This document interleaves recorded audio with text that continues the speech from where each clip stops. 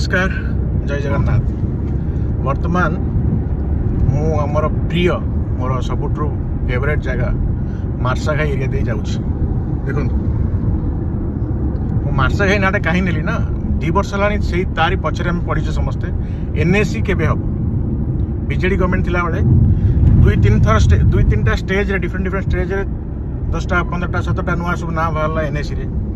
आम नेबर जगतसिंहपुर गुजंग सी भी NAC list आसला ना एबे रिसेंटली बीजेपी गवर्नमेंट आसला परे नुआ 24टा एनएसी वार लिस्ट बाहर से भी मार्साघाई ना ना ये कौन ना सब अच्छी जहाँ रिक्वायरमेंट अच्छी जहाँ भी पारामीटर्स अच्छी गोटे एनएसी बनवाई आम सबको कम्प्लाई करुचु ता सत्वे भी नाटा बाहर पारुनी।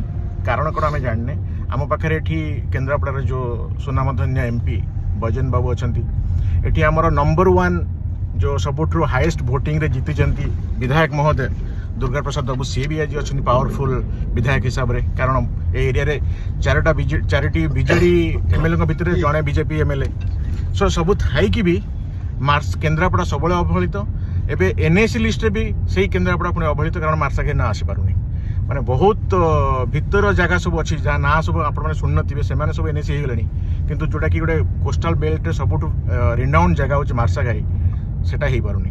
तेणु आपण मैंने भावी पारुथिबे जे एठी कहार दोष माने आमे जनतांकर दोष ना आमे जनता जहाँ को प्रतिनिधि करी बाछिचे तांकर दोष डिसीजन आपणकर।